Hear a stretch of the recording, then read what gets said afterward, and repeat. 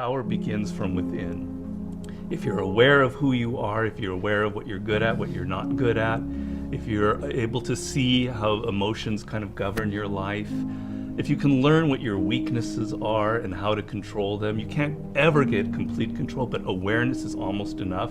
Slowly through this process of knowing who you are and understanding other people and how they operate so you don't make stupid mistakes in life, you can increase that little tiny margin more and more and more, and you will be a person of power. Law number 1 in the 48 Laws of Power is called never outshine the master. And almost every single person in the world has violated that law, myself included. Basically how it works, you're so eager to impress your boss or whomever in your new job that you try so hard that you make him or her feel insecure. Like maybe you're younger and better than they are, and because of that, you're fired, or something bad happens to you, and you never know why. Do you think meditation is allowing you to make more interesting connections because of the quiet? Yes, I mean, I'm not going to go too deeply into this. It's a theory of creativity that's not my own, but that I use a lot in mastery. And basically the idea is that ideas are generated in the unconscious. They're not generated consciously. Your conscious mind is very limited what you can hold in your memory. Right. But unconsciously, in your subconscious, when you're asleep, when you're dreaming, the mind is filled with thousands upon thousands of ideas and things that are there, that are lingering there. And connections are being made all of the time. And occasionally those connections float up to your conscious mind, and you have a brilliant idea about how to do something. 1 out of 10 people are like great manipulators. And there just takes one person and they can ruin your life. We were born with this natural talent. Every single person is born with this talent for getting inside the minds of other people. It's something that you're not even aware of. How do they need to conceive of that? To what end are they using that skill to make their own dreams come true? First thing is, you're not aware of this power that you have. You're walking around in life, I'm not critical because I'm the same, sort of sleepwalking. You're inside hearing your own thoughts day in, day out, like a continually, circling loop in your head. And you're not aware of the fact that if you stop that and you look at other people, a world opens up to you. So what's the first component of that world? Nonverbal communication. 95% of what really matters in communication between people is not through words. Words are used to deceive you, to disguise what people are really thinking. What are just a step or two that they can take down that path starting today? The first thing to understand is the most important, and that it is a skill. If you want to play the piano, you can't just sit down and suddenly play. You've got to practice it. You've got to practice it every day. And if you practice an hour a day, you're going to get better at it. Why are children able to learn and an adult can't? The reason is children don't think that they're superior. They don't think that they already understand the world. They're this small. They're weak. They're defenseless. They have to learn or they're going to die. They have to learn how to speak the language. They have to learn what's going on with their parents, or they're literally going to die. Do you have tricks that you use for ensuring that genius does not become a young man's game, that your books truly get better and better over time? Basically, every time I begin a book, I'm deathly afraid of failing. I feel like, it's not going to sell as well as the last book. I'm losing it. I got to go back to square one. Each project, each thing that you do in life, you have to kind of create that feeling in the gut like, I don't know if I'm going to be able to pull it off. I don't know if I can go 12 rounds with Floyd Mayweather this time. I don't know it. The secret really to success in life, I have to say, is retaining, I talk about this in Mastery, is retaining your childlike qualities. If you're completely a child, that's not going to work. Negative capability is rule number 1 for being a creative person. And if you don't follow anything else in Mastery, that would be enough.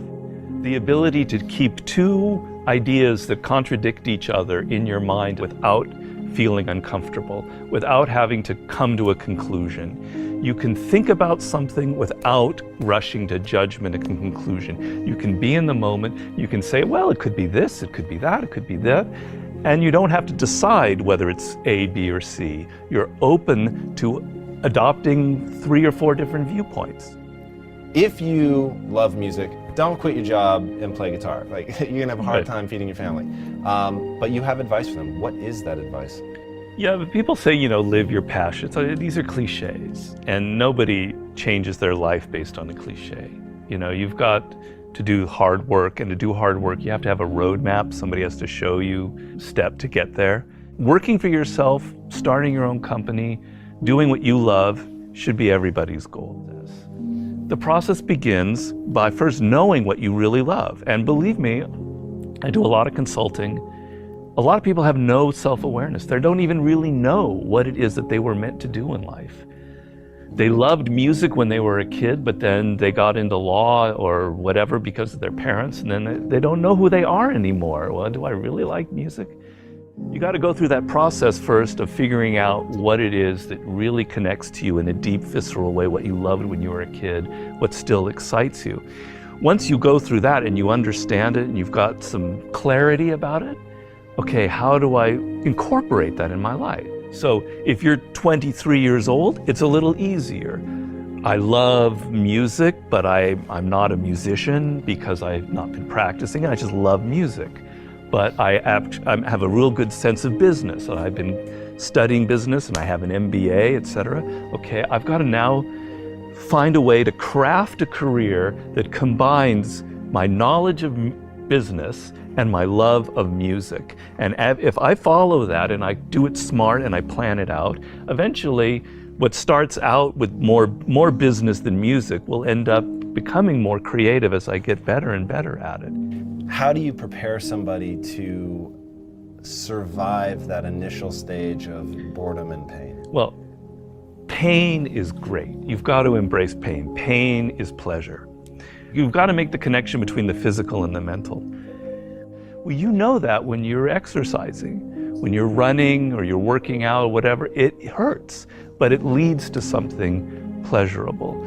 You have to be able to translate that to mental things. And if you make that switch in your mind, it is mind-blowing what can happen to you. Who are the most messed up people in the world?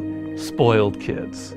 Kids who are given everything, who have a rich father or mother and they don't have to work or try. They are the most messed up people you'll ever meet. Each person, I make this point in Mastery, is born unique. And it's kind of one of those cliches. Yeah. But there's science to it. The science is your DNA will never be repeated. The way your brain is wired will never be repeated. Your experiences in life, you're one of a kind. And it's an amazing thought if you think about it. Of all of the billions of humans that have lived and will ever live, there will never be anybody who is wired like you are wired. And the problem in life is as you get older, you can become more and more like other people. You spend a lot of your time thinking about what other people like, and you're not aware of what you like. You go into careers because you listen to other people.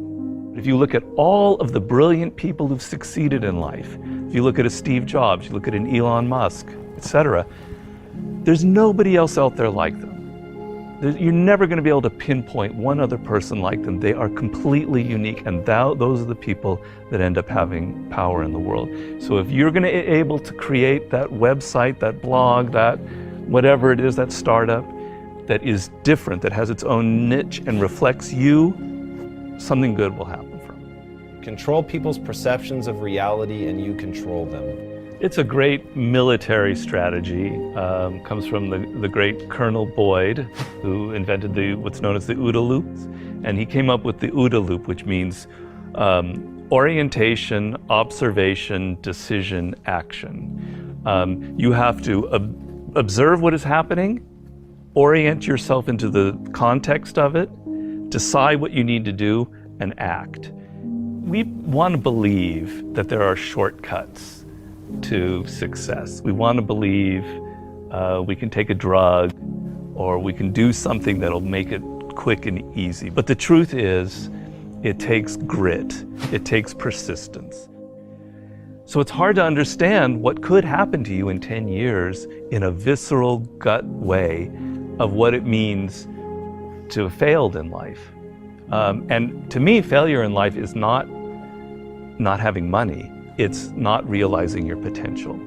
You're 60 years old and you said, I could have been this, and I never did it. That's like the worst thought I think anybody can have.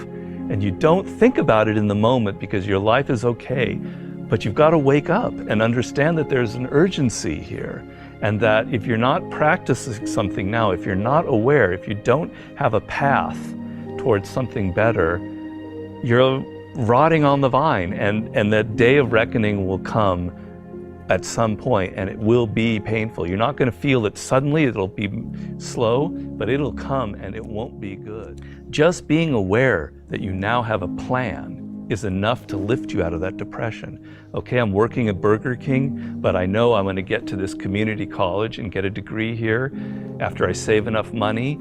Having a goal is like, will change you completely from being depressed or not taking care of yourself to being energized and moving in the right direction.